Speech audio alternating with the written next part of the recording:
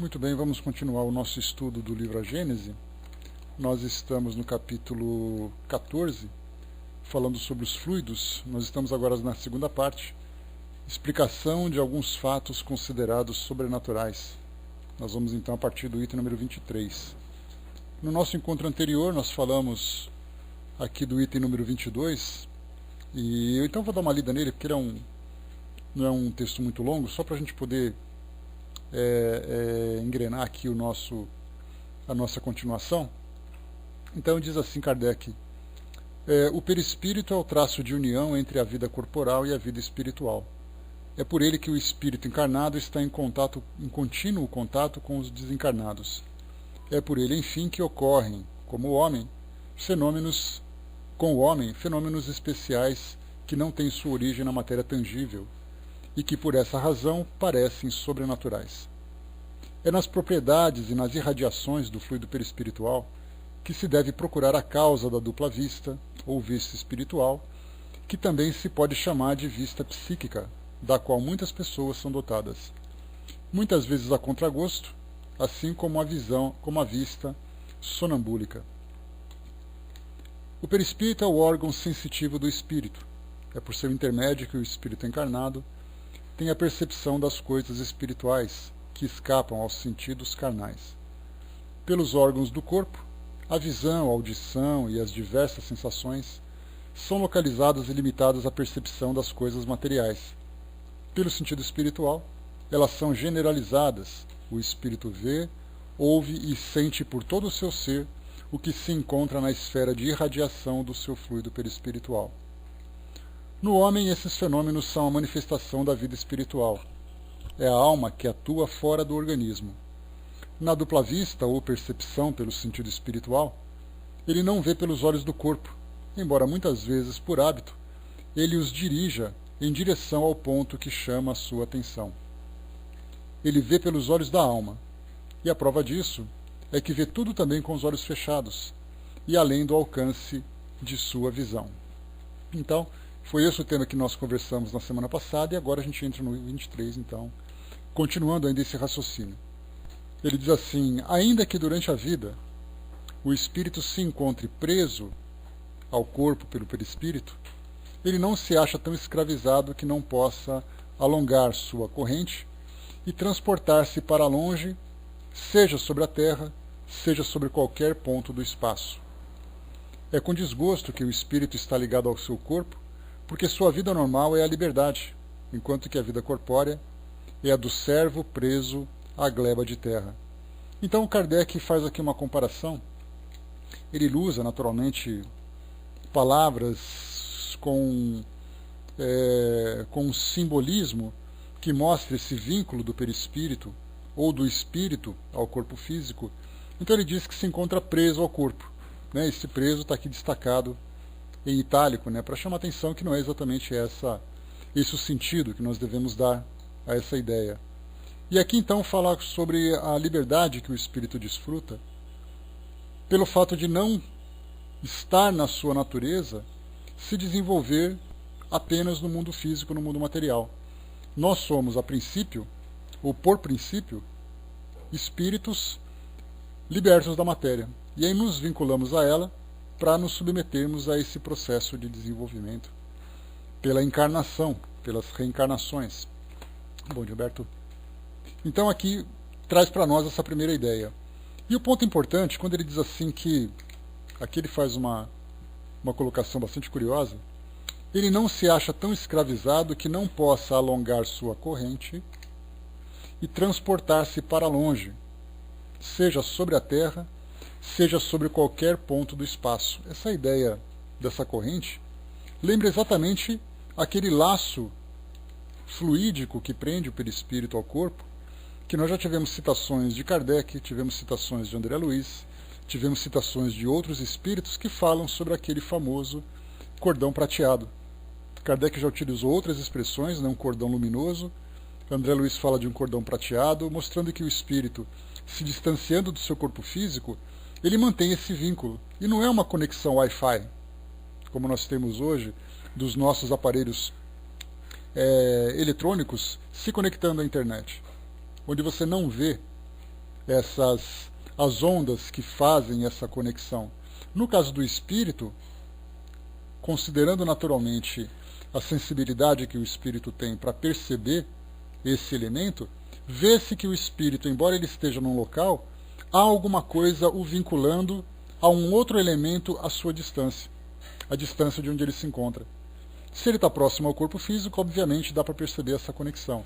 Se ele se encontra longe, né, os espíritos, inclusive, nas suas citações nos livros, eles comentam que é possível perceber um espírito no mundo espiritual, ou nessa dimensão espiritual, dá para saber se ele é um espírito encarnado ou desencarnado, exatamente percebendo esse vínculo que ele ainda mantém com o seu corpo físico. Então deve ser assim uma visão muito curiosa, uma visão muito interessante, que é fácil de perceber para os espíritos que são dotados dessa sensibilidade. Então Kardec fala de arrastar para longe essa corrente, e ele fala sobre a Terra ou qualquer ponto do espaço. E aí, obviamente, ele fala que, aqui é fácil de entendermos, que quanto mais o espírito se apresenta evoluído, maior é a facilidade que ele tem para se deslocar no mundo espiritual e se distanciar do seu corpo físico.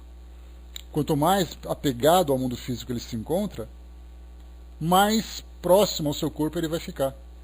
Então nós temos ali citações de indivíduos que durante o sono, ou mesmo durante um transe, que ele esteja sofrendo, como por exemplo, basta a gente lembrar a Dona Ivone do Amaral Pereira, que acabou vivendo aquela experiência bastante difícil para ela, né, que foi ali a da catalepsia, em que ela ficou durante ali um bom tempo, coisa de meses, no estado cataléptico, sem poder, naquele estado de quase morte, né, como era conhecido antigamente, e ela depois descreve nos seus livros, num dos seus livros, uma experiência muito interessante de recordações de sua existência anterior, de uma vivência nessa dimensão do mundo espiritual, enquanto seu corpo se encontrava naquela condição de catalepsia.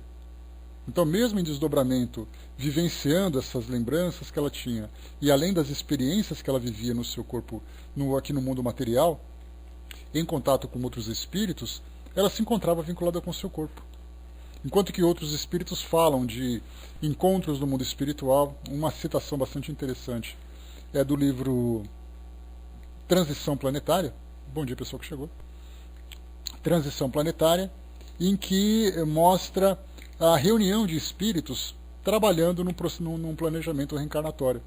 Então eram espíritos encarnados, no caso, por exemplo, casais, que se apresentavam no mundo espiritual conversando com entidades, fazendo um planejamento das suas das encarnações de espíritos, no caso que viriam como seus filhos.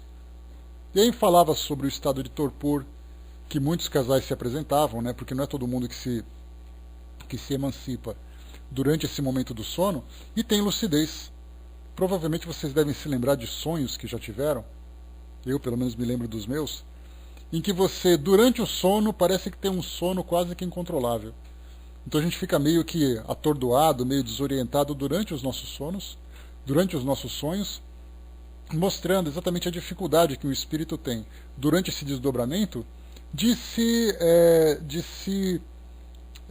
vivenciar essa experiência com naturalidade. Exatamente porque o nosso corpo físico ainda exerce uma influência muito grande sobre nós, na condição de espíritos. Então não são raras as vezes em que o espírito, durante o seu sono, ele se desliga temporariamente, né, ou semi-desliga temporariamente do seu corpo, e ele fica simplesmente sentado à beira da sua cama, pensando na vida. Porque dá a impressão de que ele sai e começa a andar pela rua, começa a viver experiências, começa a andar a voar pelo espaço e coisa e tal. A maioria das vezes nós estamos tão apegados ao corpo físico que o corpo exerce uma influência sobre nós. E aí então a gente fica, durante esse momento, algumas vezes despertos durante o sono, mas mesmo assim ligados ao nosso corpo físico, como se fosse o perispírito deitado sobre o próprio corpo. Só que ali ele fica acordado, pensando na vida, pensando nas coisas, se recordando, fazendo planejamentos, vivendo suas preocupações. Outros se levantam, andam daqui para ali, outros acabam tendo essa facilidade, embora não tenham experiência para lidar com esse momento. Por exemplo, evitar os constrangimentos, evitar as experiências negativas. Então ele simplesmente se desprende. E aí então ele sai andando porque ele se vê vivendo uma fantasia que é o que se passa na sua mente, mas que na verdade é uma experiência real de desdobramento. E aí então, quanto mais ele vai se distanciando, essa mesma corrente também vai se alongando. E aí, como nós já vimos no Livro dos Espíritos, que fala sobre isso, em qualquer momento o espírito pode ser simplesmente sugado de volta ou atraído imediatamente para o seu corpo físico diante de uma situação em que ele deve despertar. E há aqueles casos também, aí já é uma coisa muito mais comum do que a gente imagina, aquelas pessoas que acordam, mas não conseguem movimentar seus corpos. Então ela acorda e fala assim, eu não consigo movimentar minhas pernas, meus braços, eu não consigo falar, eu estou simplesmente com os olhos abertos e não consigo fazer nada. E aí então nós temos ali alguns estudos que mostram para nós que durante esse estudo, naturalmente não com caráter científico, porque a ciência precisaria de novos elementos para poder fazer essa abordagem, mas durante esse momento é aquele momento em que o espírito se desprende e quando ele volta para o seu corpo físico ele está lentamente se reconectando ao seu corpo. Então conscientemente o indivíduo já se mostra tendo ali lucidez do que está acontecendo, mas fisicamente o perispírito ainda não tomou conta, vamos dizer assim, de uma forma completa do seu corpo. Então aí tem aquelas impressões, muitas vezes, de a presença espiritual ao lado do indivíduo. Ele tem medo, aquele é um momento bastante preocupante para ele, porque é um estado semicataléptico, o corpo físico imóvel, o espírito lúcido, e ele não consegue se movimentar.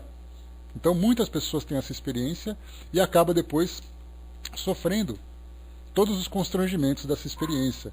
E por outro lado também, né, o Braz lembrou aqui também, falou dessa passagem, que essa entrada brusca é muitas vezes aquela sensação de queda, em que a gente acorda assustado, parece que a gente estava levando um tombo. Na verdade é aquela sensação do espírito retornar ao seu corpo físico e no momento em que ele desperta ele acorda com esse susto.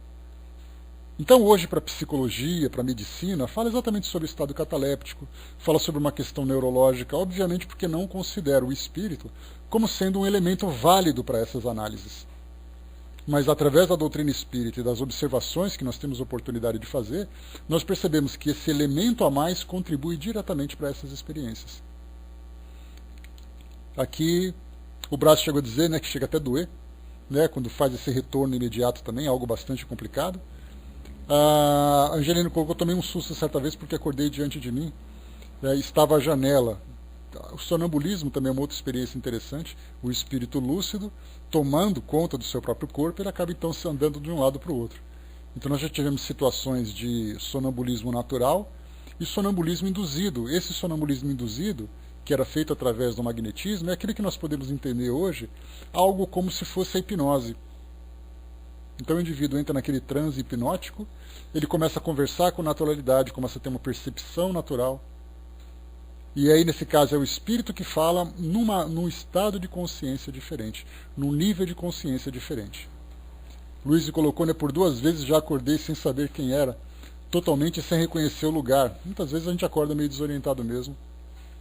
Principalmente quando o espírito se encontra liberto, ele tem ali, vamos dizer assim, uma expansão da sua consciência, e ele começa a ter lembranças da sua vivência atual, algumas vezes de vivências anteriores, outras vezes de experiências interagindo com outros indivíduos, seja encarnados, seja desencarnados, nessa condição de desdobramento. Então são várias e várias situações que nós podemos encaixar simplesmente a partir do desdobramento, que é ou desdobramento, ou emancipação, ou viagem astral, cada um dá o nome que quiser.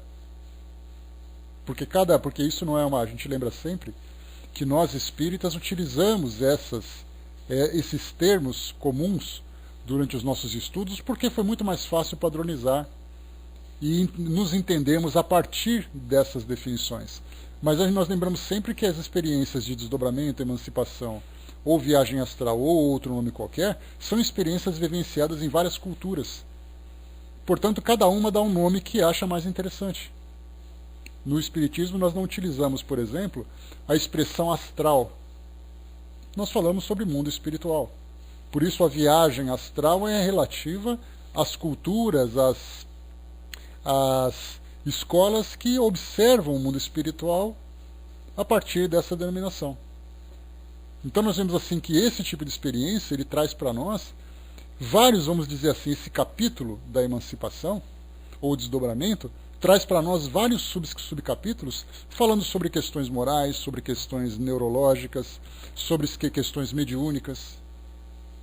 Tudo isso com uma experiência vivida pelo espírito durante esse desdobramento. O Braz lembrou aqui que a saída consciente do corpo dá um trabalho danado para ser feito. Isso porque é um treinamento contínuo, né? Então é o domínio, né, das próprias potencialidades, a educação do espírito. Lembrando também que essa ideia de você viver o mundo espiritual, independente de qual experiência seja, é para muitas pessoas algo pavoroso. Então, assim, não é tão todo mundo que faz, todo mundo que quer fazer. Muitas vezes quem faz adoraria não ter que fazer mais. E outros que não fazem gostariam de fazer. E outros que estão felizes do jeito que estão. O Braz colocou, enquanto o indivíduo não ver seu corpo estando fora dele, ainda está na categoria dos sonhos. Pois é. Ele tem que ter essa consciência, essa visão dessa realidade à sua volta. Mas vamos lá então. O que eu trouxe para vocês então foi com relação a esse tal cordão luminoso, cordão prateado, que mostra o vínculo do perispírito com o seu corpo físico. Então, mais uma vez, utilizando aquela expressão que eu falei há pouco, a ligação do perispírito com o corpo físico não é uma conexão Wi-Fi invisível. Ela é palpável, né? Tanto que um dos grandes trabalhos que os espíritos fazem durante o processo de desencarnação é exatamente esse rompimento desse não apenas do desprendimento do espírito, mas o próprio rompimento desse cordão que vincula o corpo físico ao perispírito. Mas muito bem, continuando aqui para nós. O espírito, portanto, sente-se feliz em deixar o corpo, como o pássaro em sair da gaiola. Ele aproveita todas as ocasiões para se libertar dele, fazendo uso de todos os instantes em que a sua presença não é necessária à vida de relação. Ocorre, então, o fenômeno designado sob o nome de emancipação da alma, que acontece sempre durante o sono, todas as vezes que o corpo repousa e que os sentidos ficam inativos, o espírito se desprende. Claro que nesse capítulo, Kardec fala, e aí, de um modo geral, a gente percebe isso muito nos livros dos espíritos, que os espíritos colocam sempre como referência, como um padrão de referência, os espíritos que têm um determinado nível moral. Então falar, por exemplo, que é um prazer para o espírito se libertar do seu corpo físico, o espírito, quando se fala sobre a morte, por exemplo, a desencarnação, fala que o espírito vê o seu corpo físico como uma roupa que ele troca. Então, a partir desse padrão, a gente começa a se entender como um espírito, naquela condição mais elevada, consegue entender essa relação com o mundo físico. Mas para a esmagadora maioria de nós, que somos espíritos muito apegados ao mundo físico, essa liberdade ou essa possibilidade de pensarmos em não mais pertencer ao corpo físico é algo assustador. Já que a morte para nós é um tabu ainda. Ele simboliza a dor, simboliza a perda, simboliza a destruição, simboliza mistérios. Então, a gente garante a nossa vida aqui no mundo físico e todo mundo fica feliz. Então, essa emancipação, se o espírito vivencia essa experiência de um modo equilibrado, para ele é prazeroso. Para outros é algo pavoroso. Tanto que ele prefere assim, que muitas vezes nós temos indivíduos que acabam tendo medo de dormir, porque durante o sono vivenciam experiências que são aterradoras, né? Que são terríveis, pavorosas. E continua. Nesses momentos, o espírito vive a vida espiritual, enquanto o corpo vive apenas a vida vegetativa.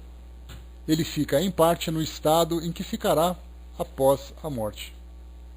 O espírito percorre o espaço, conversa com seus amigos e outros espíritos livres ou encarnados como ele.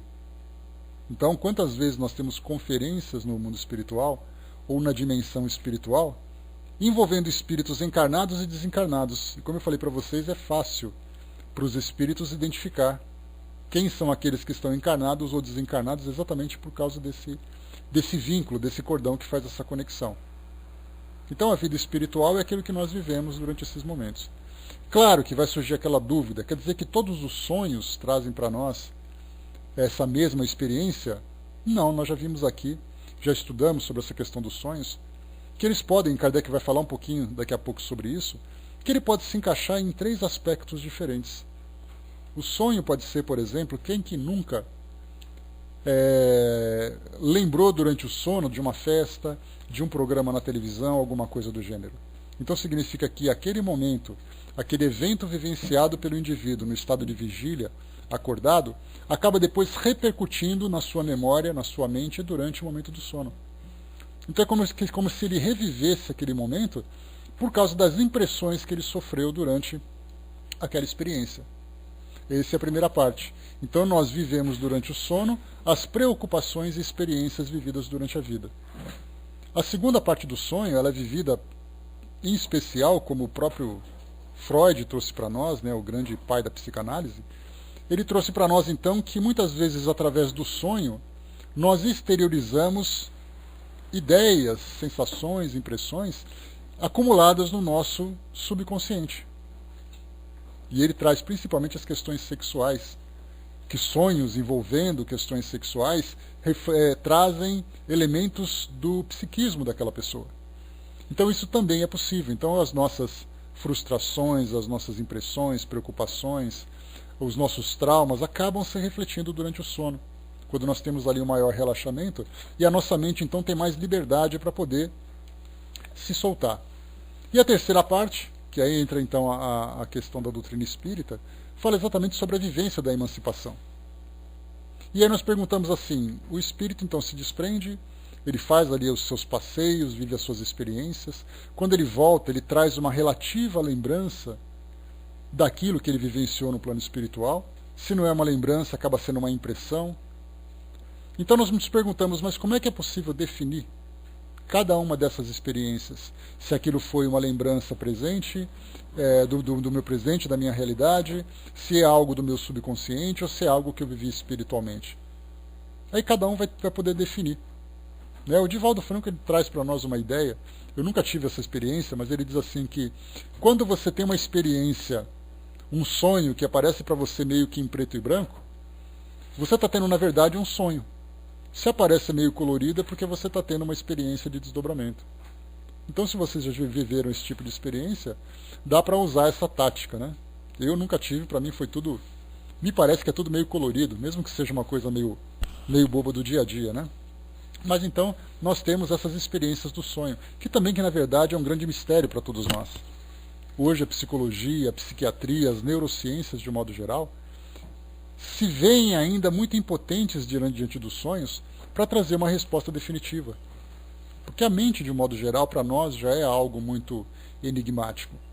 Porque nós estudamos a anatomia cerebral, mas dificilmente conseguiremos chegar a um resultado estudando apenas a mente, principalmente porque as nossas ciências tradicionais não levam em consideração o elemento espiritual.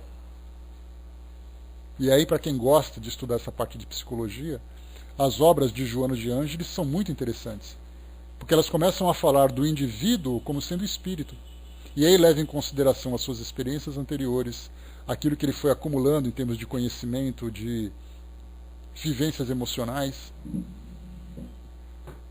Então hoje a psicologia olha para o indivíduo e apresenta ali a sua proposta. Você é isso por causa disso, disso e disso. Abordando apenas essa existência que ele teve, essa encarnação que ele teve, e aí se encontra obviamente bastante limitada, porque algumas respostas conseguem ser alcançadas. Outras, porém, são feitas especulações. Exatamente porque a origem daquele problema, a origem daquelas impressões que o espírito guarda não se encontra nessa encarnação, mas na encarnação anterior. Basta a gente lembrar de uma forma muito simples que Joana de Ângeles aborda isso para nós, é falar, por exemplo, sobre a depressão, que é algo muito presente na nossa atualidade. Aliás, desde o início do século passado já veio trazendo para nós aquela definição, que a depressão seria o mal do século. E aí então a depressão nós temos, é uma experiência que o indivíduo viveu e não soube lidar com ela, é uma questão orgânica, de substâncias neuroquímicas que não estão funcionando adequadamente, mas não leva em consideração a vivência espiritual. E a Joana de Ângeles, naquele livro... qual é o nome do livro?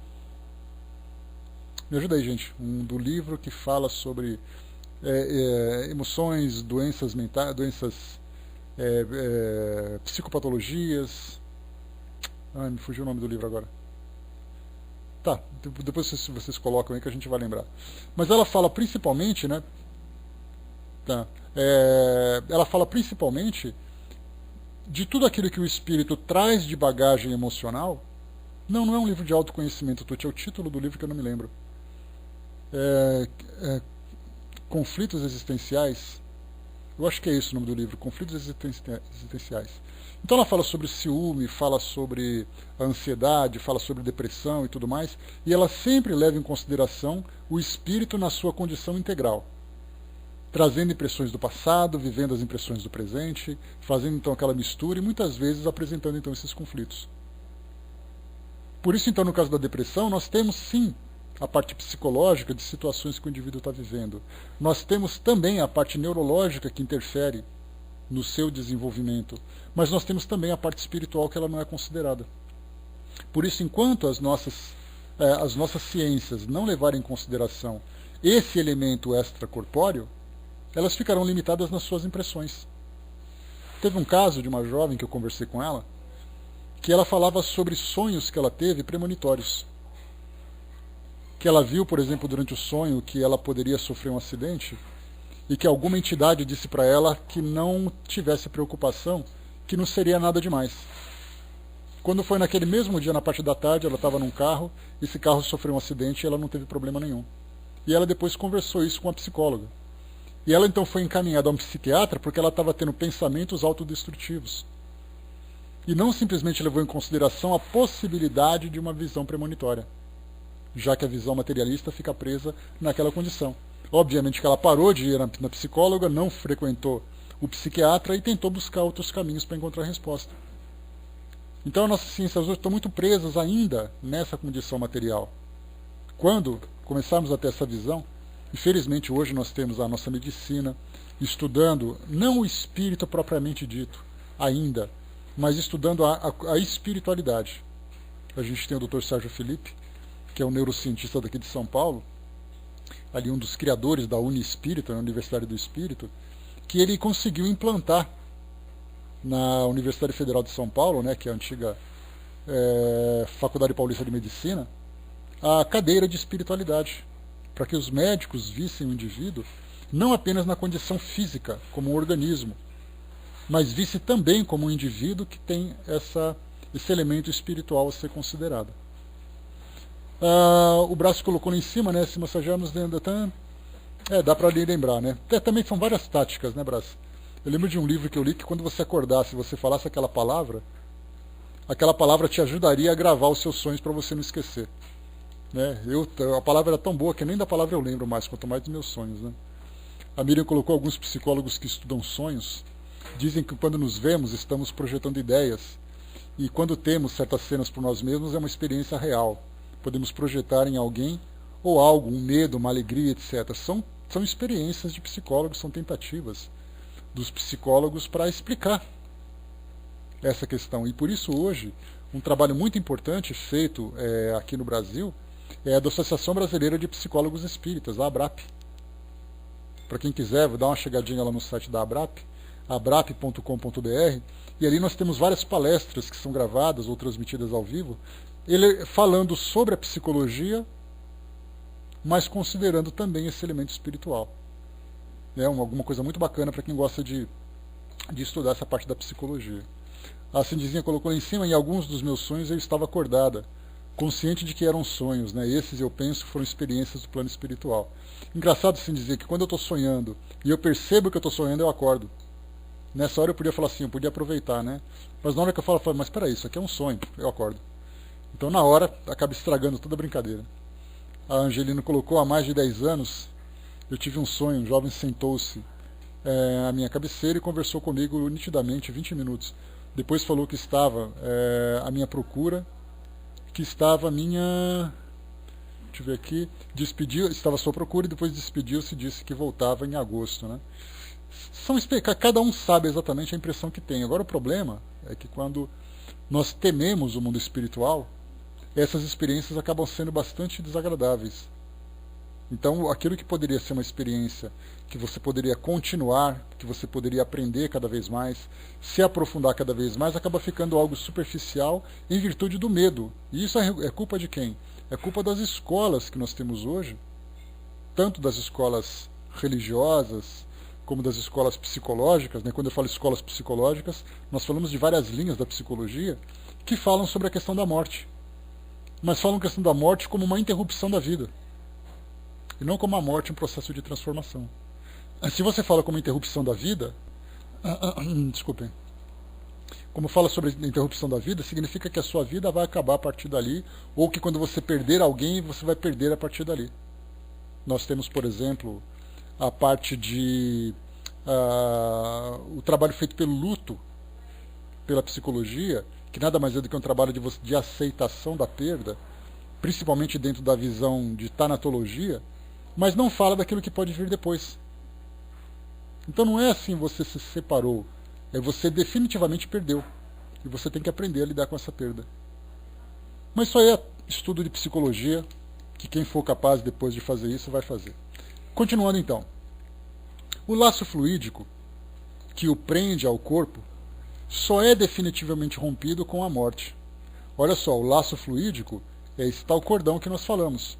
E como eu já falei para vocês, essa é uma outra expressão que é utilizada em várias escolas diferentes.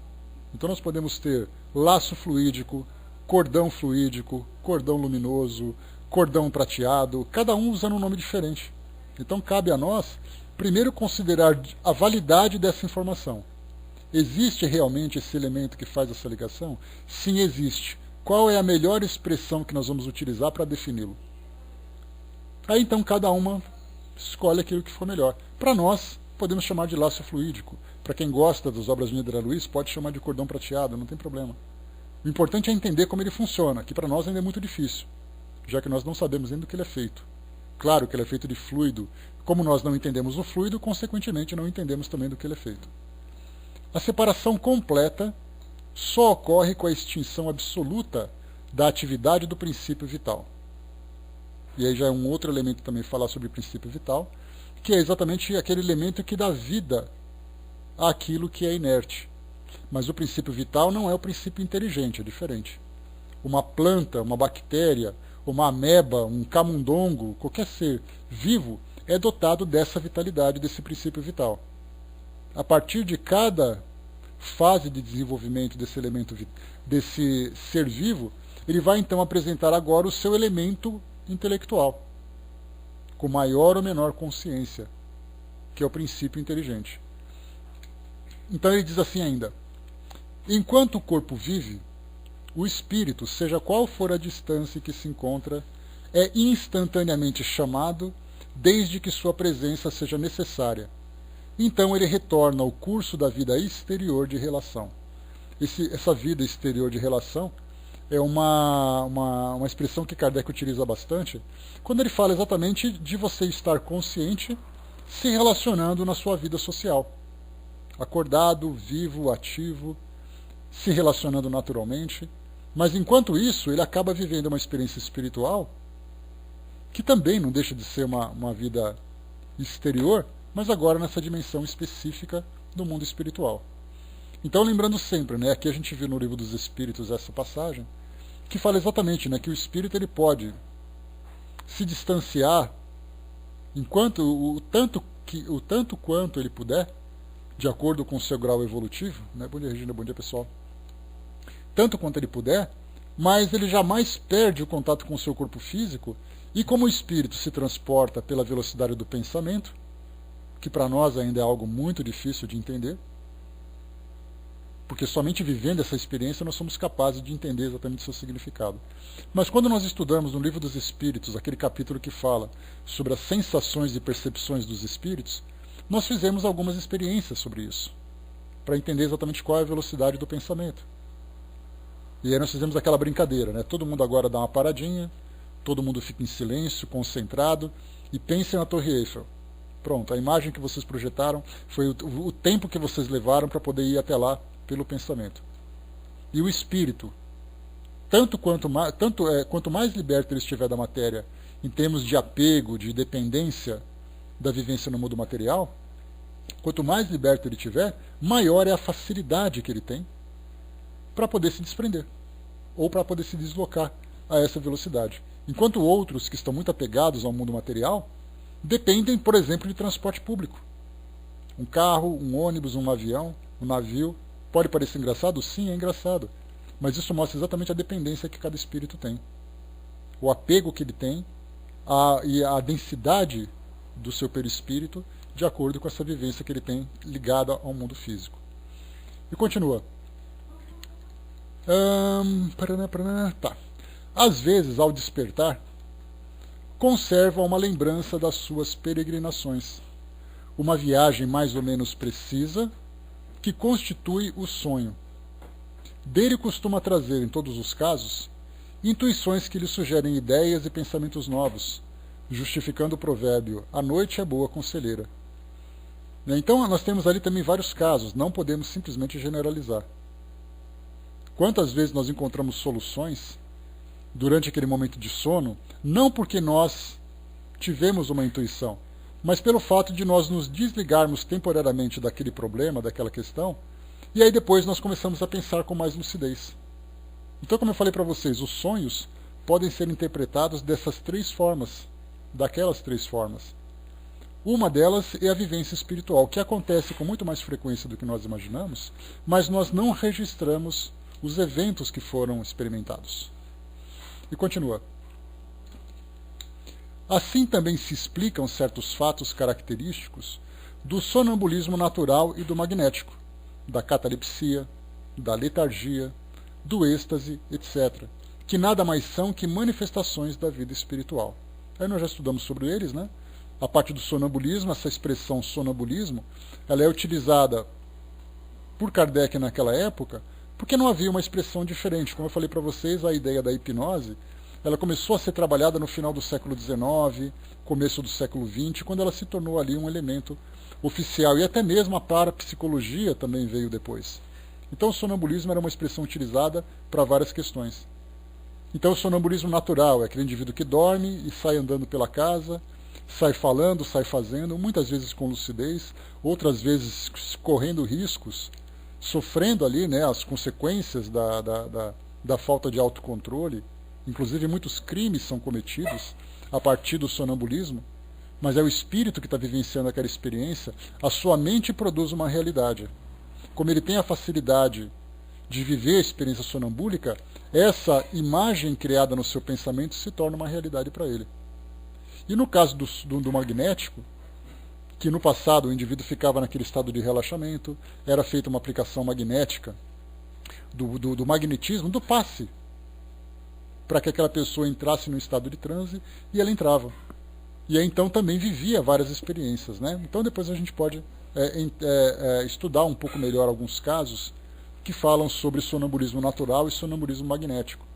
Basta a gente lembrar que o sonambulismo natural era vivenciado, por exemplo, por Edgar Cayce, considerado o Nostradamus moderno, né? A gente lembra, né, conversando sobre ele, ele relaxava, né, numa pequena poltrona que ele tinha no seu consultório, afrouxava a gravata, dava aquela relaxada, e aí então ele entrava no estado de transe. E nesse estado de transe, inicialmente, ele começava a prescrever receitas médicas.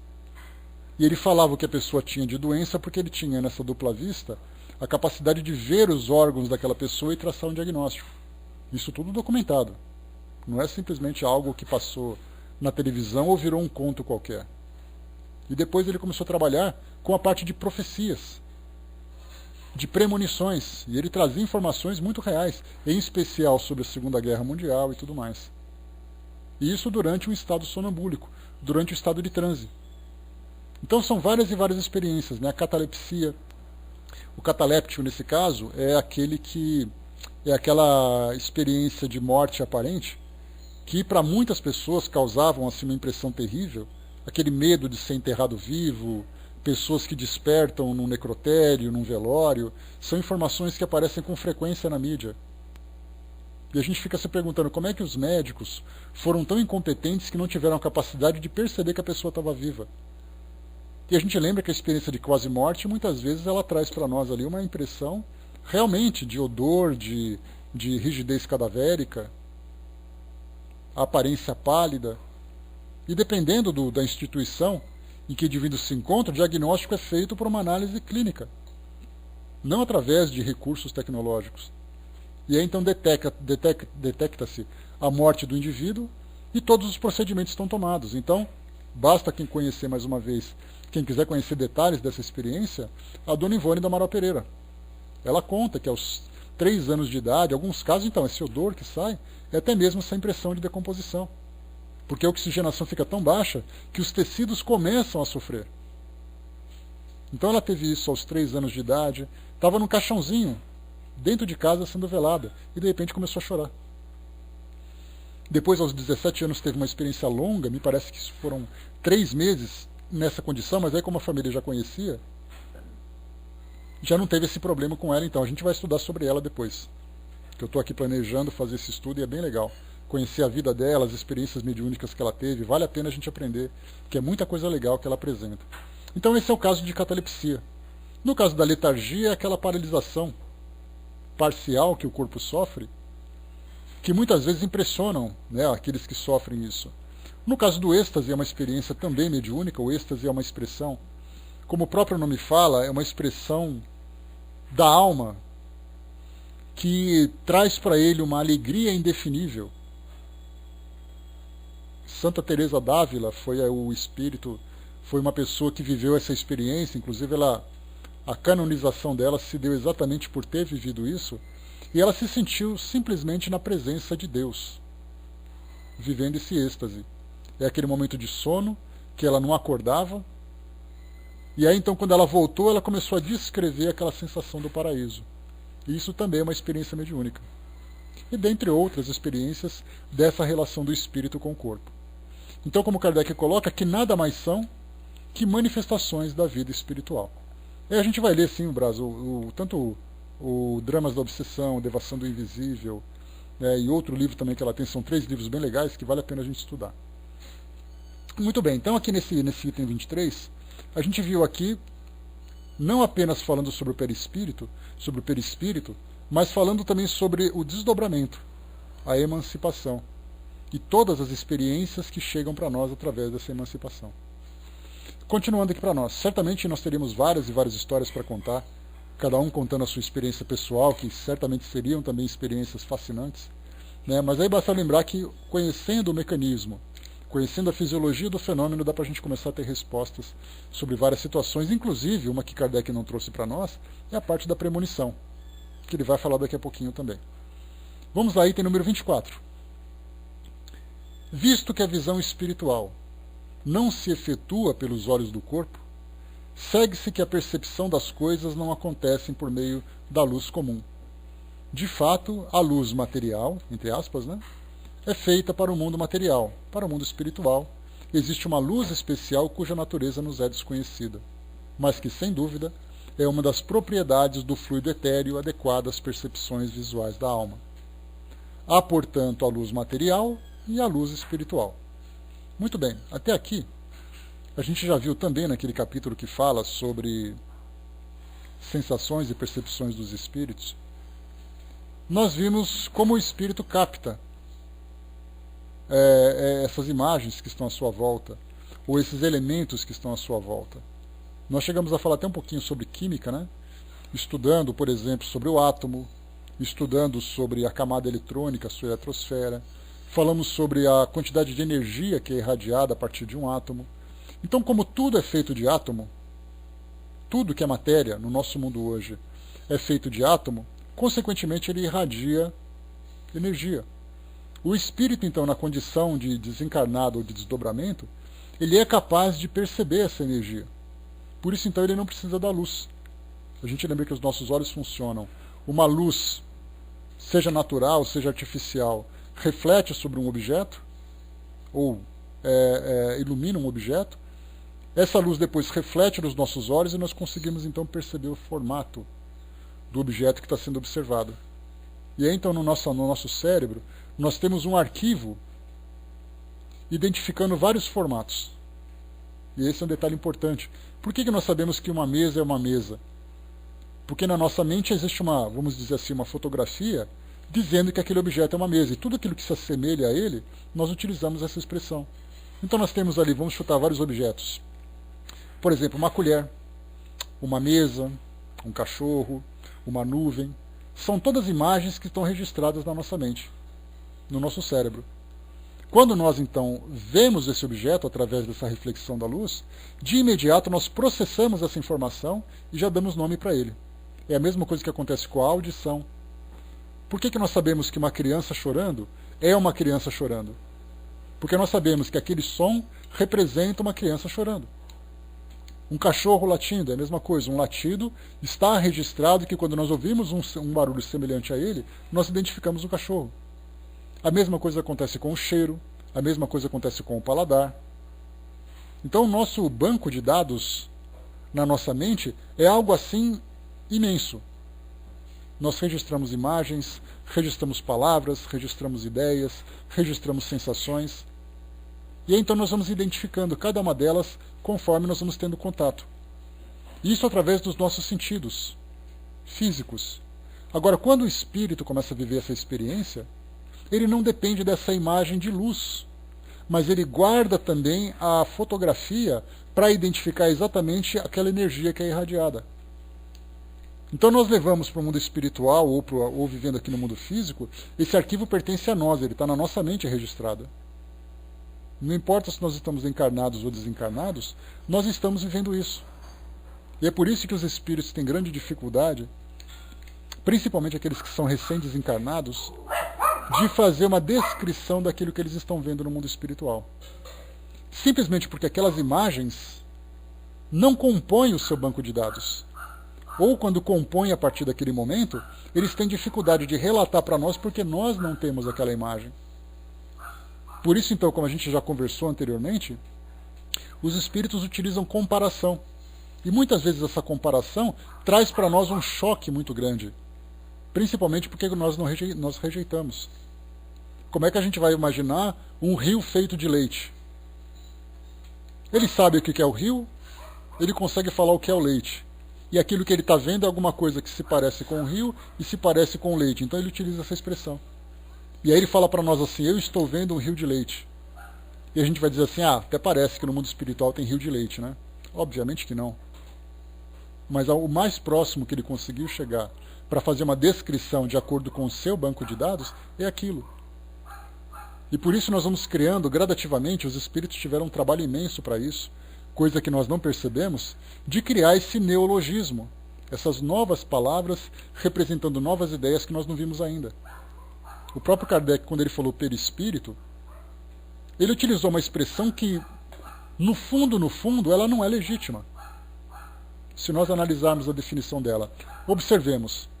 O peri é um prefixo grego que simboliza em torno, em volta.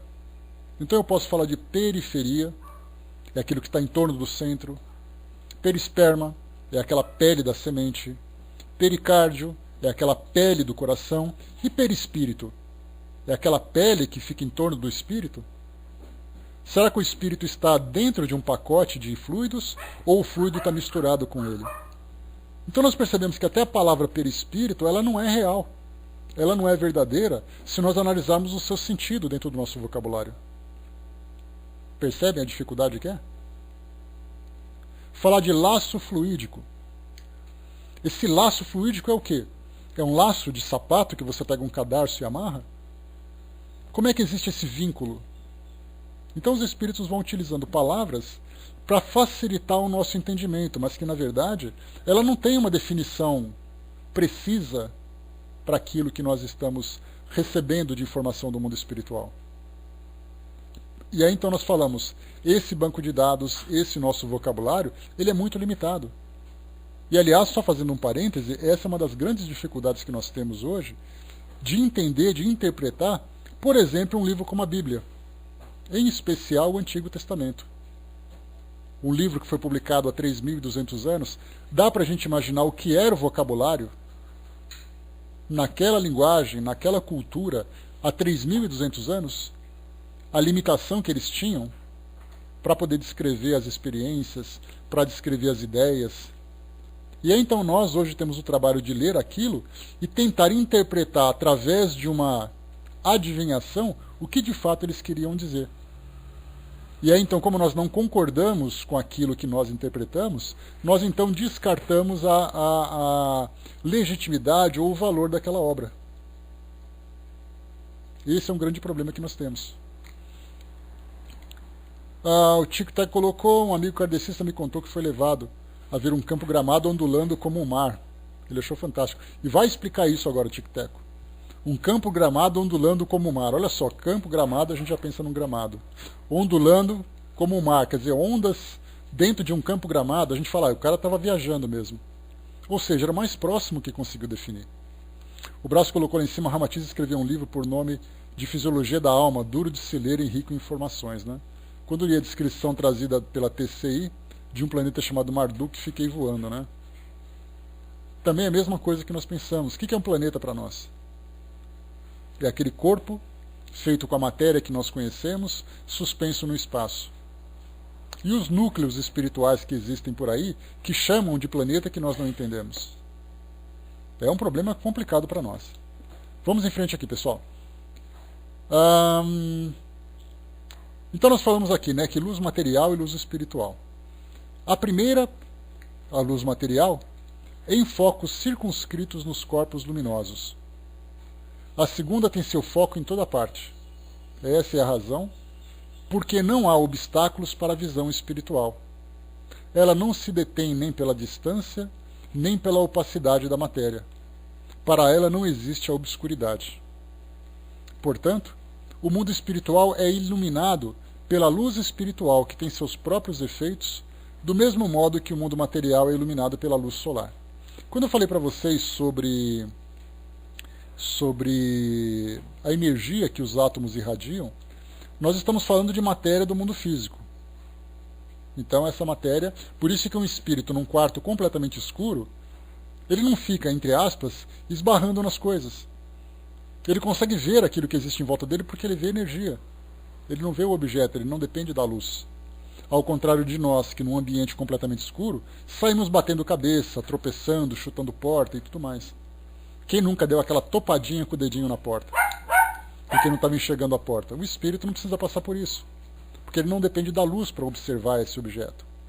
Agora, quando nós falamos sobre essa luz espiritual, que os espíritos têm uma percepção diferente de elementos que se encontram no universo como um todo, para nós é impossível fazer qualquer tipo de definição. Tudo que eu falar para vocês aqui, vai ser uma especulação, vai ser o meu achismo, de imaginar como o espírito consegue perceber o mundo espiritual através dessa luz espiritual. Muitas vezes nem nós, desencarnados, de imediato entenderemos exatamente como isso funciona. Só o espírito bem adaptado, bem desenvolvido, com a sua potencialidade já desperta, ele consegue entender exatamente tudo isso, o que é o fluido, o que é essa luz espiritual, como funcionam as suas percepções. Então, ficamos restritos nisso. O mundo espiritual é iluminado pela luz espiritual, que tem seus próprios efeitos do mesmo modo que o mundo material é iluminado pela luz solar. Fiquemos então restritos ao mundo material, que é a nossa dimensão de domínio, e deixemos para perceber o mundo espiritual quando nós lá estivermos e bem adaptados. Mas o fato de nós não entendermos não significa que não tenha valor nós conhecermos aquilo que existe, já antecipando a nossa presença, a nossa viagem para lá. Um pouquinho aqui em cima, só voltando aqui no rodapé que eu não li para vocês, Kardec falava sobre a catalepsia, o êxtase, a letargia e tal. Aqui no rodapé eles dizem, aqui o Kardec diz assim: exemplos de letargia e catalepsia, Revista Espírita, Senhora Schopenhaus, setembro de 58, A Jovem Cataléptica de Soabe, janeiro de 66. E depois aqui, quando falou sobre... Cadê? Só um instantinho. Sobre luz material, foi colocado assim, né? O aparelho visual humano é sensível às ondas eletromagnéticas com frequência na faixa do espectro eletromagnético que vai do vermelho ao violeta. Ou seja, a nossa visão, ela tem uma percepção das ondas, das irradiações eletromagnéticas naquele espectro do arco-íris, desde o vermelho, que é a frequência mais baixa, por isso nós temos o infravermelho, que é aquilo que vem antes, e o violeta, que é o máximo que nós percebemos, que é exatamente o ultravioleta.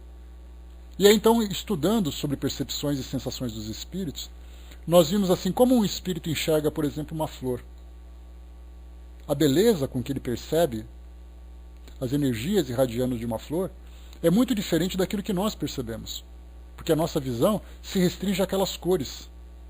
Eles veem além daquelas cores e vê também, inclusive, as próprias energias. Eu me recordo de um documentário que eu assisti, que foi transmitido pelo National Geographic, que falava sobre religiões. Eu já cheguei a comentar com vocês aqui. Era um padre anglicano, né? Ele vivia lá em Londres, se eu não me engano, e ele fazia viagens pelo mundo conhecendo religiões. Então ele ia para o Tibete, ia para o Oriente Médio, para a África, e ele veio para o Brasil. Fez um documentário sobre a doutrina espírita, inclusive entrevistando o João Berbel, que aqui na cidade de Americana tem um trabalho muito bacana de cura, e ele viajou para Belém, se eu não me engano, lá no Pará. E ali então ele conheceu o Santo Daime, um dos grupos que vivia essa experiência com o Santo Daime. Santo Daime, a gente lembra, é aquele chá, né, com ervas que provocam um estado de alteração de consciência, não de alucinação, mas de alteração de consciência. E aí então ele se submeteu a essa experiência. Ele tomou ali um gole do chá e ele falou assim: agora eu vou descrever para vocês o que eu estou sentindo. Até agora eu não estou sentindo nada, está começando a me dar um formigamento, eu estou vendo aquela planta, mas aquela planta está brilhando mais, o verde daquela folha parece que está mais radiante. Então ele não sabe se aquilo foi uma alucinação ou se foi uma impressão, mas deu para a gente ter uma ideia do que é essa percepção alterada que nós temos das coisas. E aqui é exatamente o que está falando para nós sobre essa frequência. Então o nosso organismo ele tem muitas limitações. No caso do ouvido, por exemplo, a nossa audição, ela percebe uma faixa de 20 decibéis a 20.000 decibéis. Isso se tiver com o ouvido bem saudável, né? Isso também, nesse caso de Ayahuasca, né, que também ele é um chá, eu não sei se é o mesmo, El, mas eu sei que tem tribos na Amazônia que utilizam esse chá, mas eu não sei se é o mesmo. Mas se for, que fique então registrado aí. Então no caso da audição nós temos, é o mesmo, né? Então beleza. Então nós temos ali essa frequência de audição. E dá para perceber que a nossa frequência é limitada pelos animais que nós temos. Tem um olfato mais apurado, tem uma audição mais apurada. Então mostra que são os nossos aparelhos físicos que são limitados. Mas se nós estivermos libertos dessas restrições, imagina o que a gente vai perceber à nossa volta. O que seria, por exemplo, um pôr do sol visto por um espírito? A gente lembrar, por exemplo, aquela imagem clássica do filme Cidade dos Anjos, quando os anjos se reúnem, né, vestidos com aquela roupa preta na praia, vendo o pôr do sol. Imagina um espírito parado numa praia vendo um pôr do sol. O que ele ouve, o que ele sente, o que ele percebe com a sua visão? Diferentemente do que nós vemos. Nós vemos aquela mistura de cores. Não, Elis, bom dia. É um documentário que fala sobre... Eu não me recordo, mas não é esse não. Não são raízes da religião, não, outro nome. Mas, enfim, é do National Geographic, não é do Discovery, não. Eu me lembro que é especificamente nesse canal. Mas, muito bem, continuando aqui para nós. Quando as ondas eletromagnéticas, com frequência dentro dessa faixa, atingem a visão humana, as células visuais são impressionadas, transmitindo um impulso elétrico correspondente ao cérebro, que, por sua vez, registrará a sensação visual, transmitindo-a ao espírito. Isso aqui é a nota do redator, né, que fez essa atualização dessa informação científica, que não deixa de ser para nós uma curiosidade importante para lembrar a diferença do que somos nós percebendo através dos nossos órgãos alguma coisa aqui no nosso mundo, visualmente, e o que é o espírito observando esse mesmo objeto fora dessas limitações. E continua, para a gente poder aqui chegar no final do nosso estudo. Item número 25. A alma, envolvida em seu perispírito, traz assim em si mesma o seu princípio luminoso. Nós já estamos falando de algo também complicado, de entender o que é o espírito. Até mesmo os espíritos tiveram dificuldade para trazer para nós uma explicação. O que é o espírito? Lembrando mais uma vez que aquilo que nós vemos, tanto como encarnados como desencarnados, nós vemos um formato moldado pela mente do espírito, mas é o fluido que traz para nós esse formato. Mas e se nós tirássemos o perispírito? O espírito continuaria ali. Como é que nós o identificaríamos? Nós não conseguimos nem imaginar como seria isso. E diz assim: penetrando a matéria, em virtude da sua essência etérea, ou seja, aquilo que não é do mundo material, algo que é imaterial, não há corpos opacos para a sua visão. Como é que o espírito... né? Não, eu falei imaginando, Brás.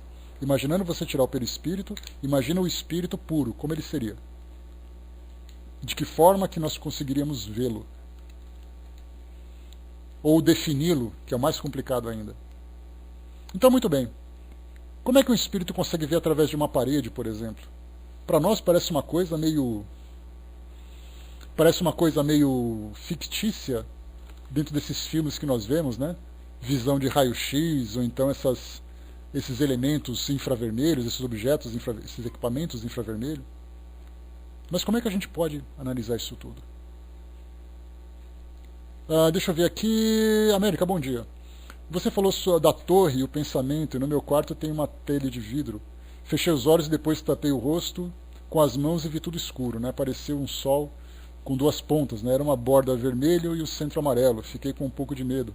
Depois abri os olhos e a mesma imagem permaneceu, mas a cor ficou lilás e a imagem percorreu a parede, né? Isso muitas vezes pode ser impressão dos nossos olhos, né? Quando a gente faz ali uma certa pressão, a gente acaba depois tendo ali algumas impressões provocadas pelos olhos, né? Mas se isso acontecer com frequência, tiver outras experiências que saem do mundo físico e começa a ter essa visão fora dessa realidade material que a gente tem, aí isso pode caracterizar sim uma visão dupla, por que não?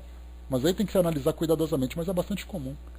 Eu me recordo, né, de uma técnica de concentração que quando você fecha os olhos, você começa a ver aquele monte de luzinhas.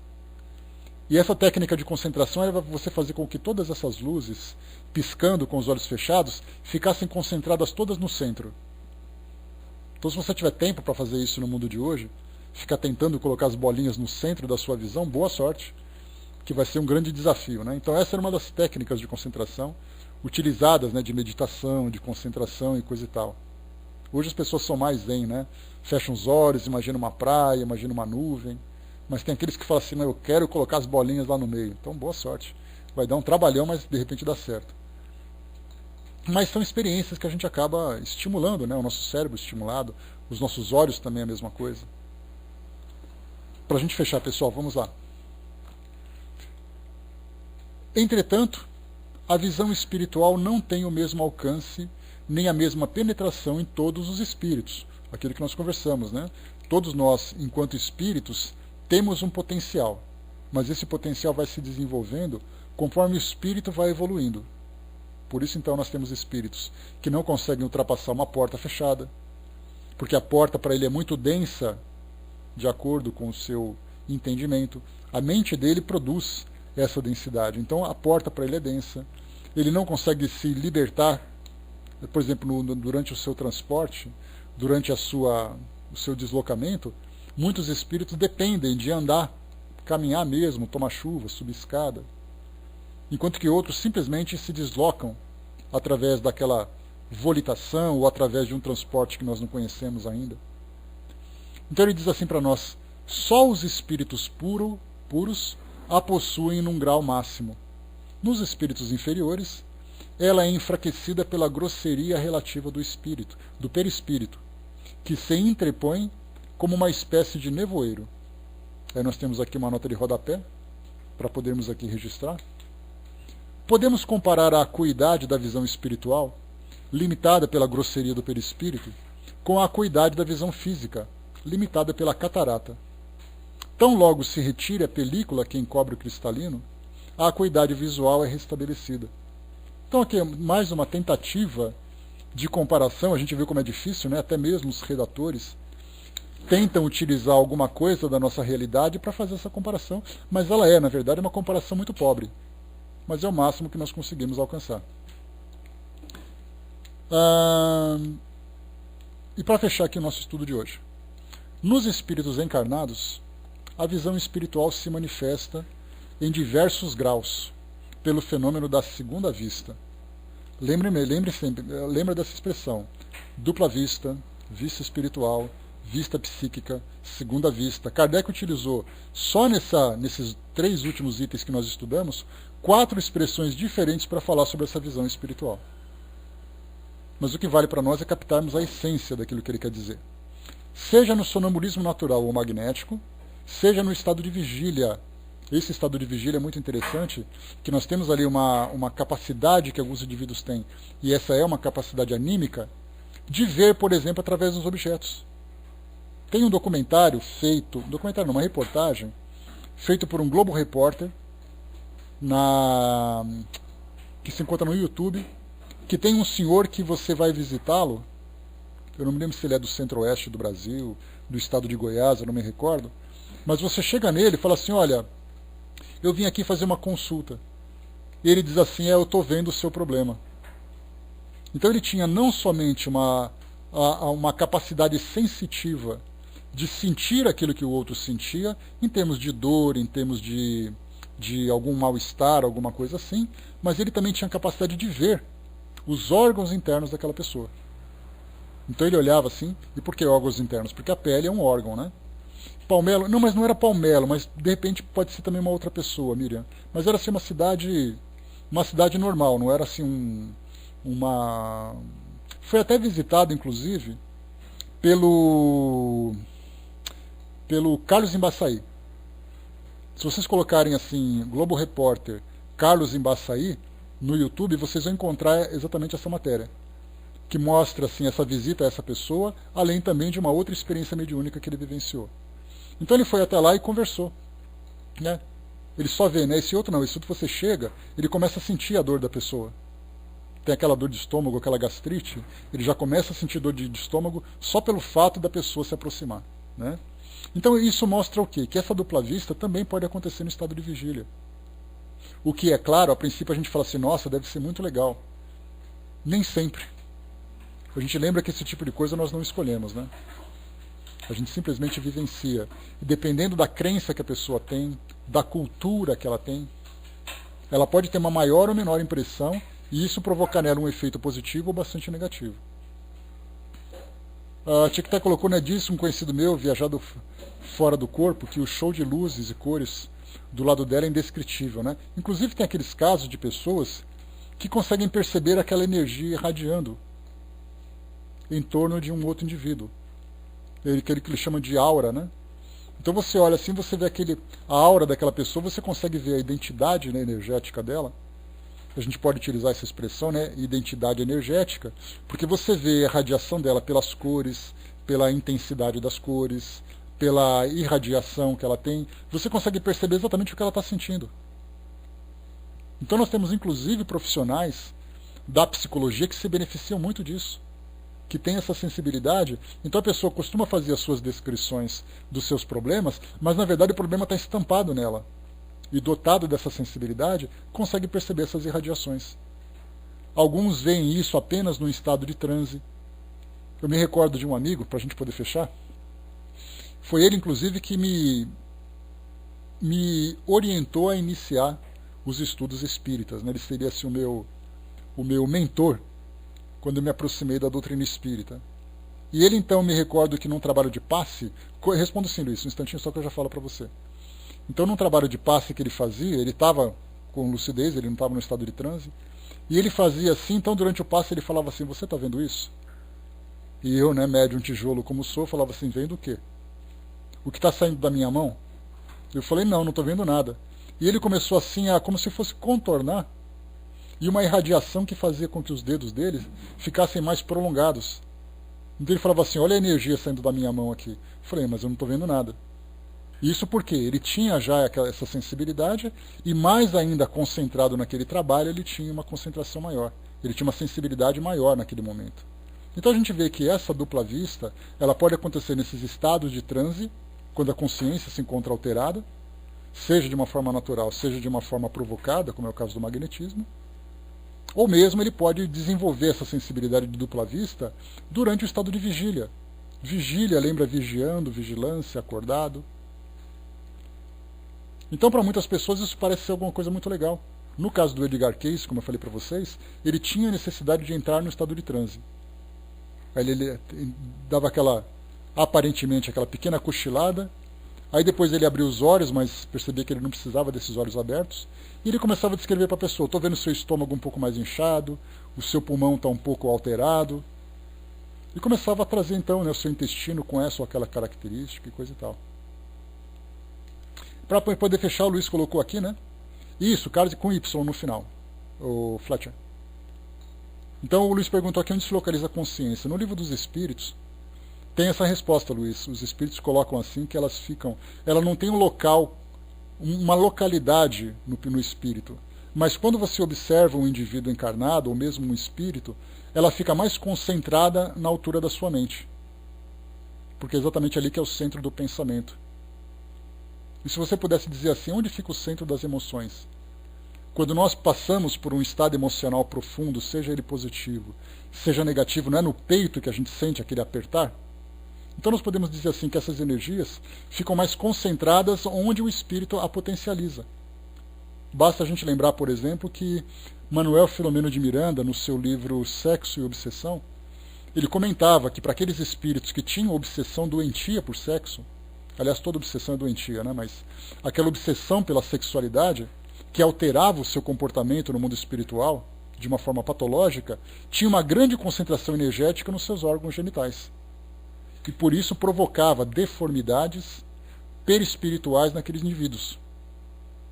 Com membros deformados, membros agigantados, algo assim bastante negativo para aqueles espíritos, que certamente durante as suas encarnações vão trazer grandes problemas na elaboração, na formação, na organização do seu corpo biológico. Porque é assim que as doenças chegam para nós. O indivíduo nasce com uma doença congênita porque muitas vezes existe uma concentração de energia naquela região do seu perispírito de uma forma desequilibrada. Consequentemente, isso interfere também no desenvolvimento do seu organismo. Então, na verdade, cada um de nós concentra, genericamente, né, a gente concentra, então, as energias em regiões, vamos dizer assim, do nosso perispírito, de acordo com a potência que nós damos a ele. Então a mente, o pensamento, o intelecto, a consciência concentrada nessa região da mente. Por isso nós temos aquelas fotos ou aquelas gravuras que são apresentadas que mostram um corpo desenhado com uma luz muito grande irradiando da mente, da cabeça da pessoa. Que é exatamente essa imagem que os santos, que os anjos apresentam com aquela auréola. Por que aquilo tudo? Porque é a forma que o indivíduo vê aquela irradiação da mente da pessoa, que na verdade é uma concentração de energia na região da cabeça que dá a impressão de que uma auréola está aparecendo ali. Por que os santos aparecem então com aquela coroa luminosa em volta nos quadros, nas gravuras? É um simbolismo, né, um desenho, uma gravura, para representar exatamente, muitas vezes, não apenas um desenho, mas representar aquilo que foi visto para alguém durante, por exemplo, uma experiência mediúnica. Não temos ali indivíduos que falam assim, olha, eu tive um sonho com aquele santo e ele tinha essa aparência. E ele pega e desenha inconscientemente ou intuitivamente aquela coroa luminosa na cabeça dele. E por que isso tudo? Não, Fletcher, a gente fala de concentração. Né? Muitas vezes nós temos a concentração de energias em determinadas regiões. Mas essa concentração não significa que essa irradiação não tome o corpo todo. É assim que os espíritos passam para nós. Tá?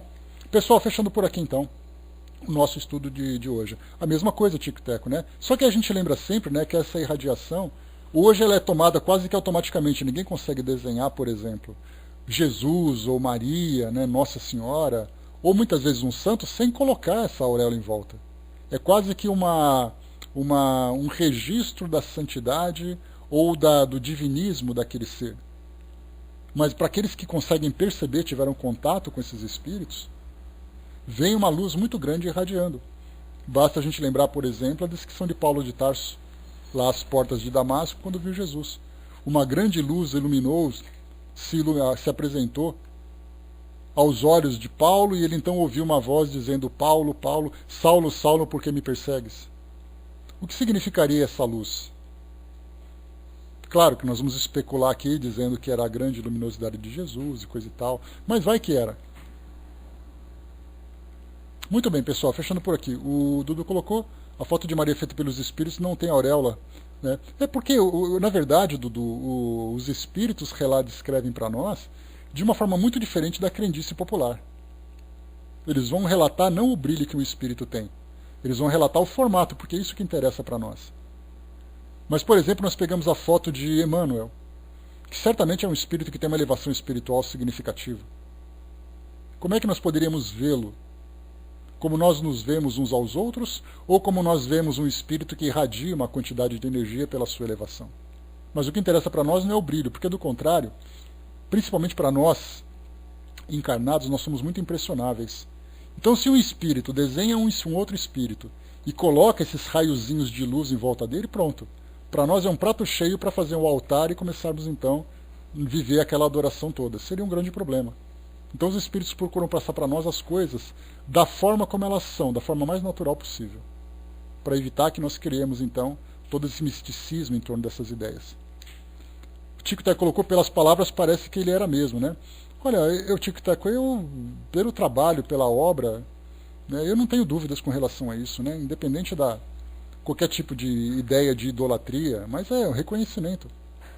Né? Conhece-se a árvore pelo seu fruto. Né? Daquela passagem de Jesus, né? Por que não? Né? Eu também viria isso como algo natural. Mas vai saber o que passou na cabeça de Paulo, né? Já que foi ele que descreveu. Pessoal, fechando por aqui. Vamos lá então para a gente concluir aqui o nosso estudo de hoje. Nós paramos então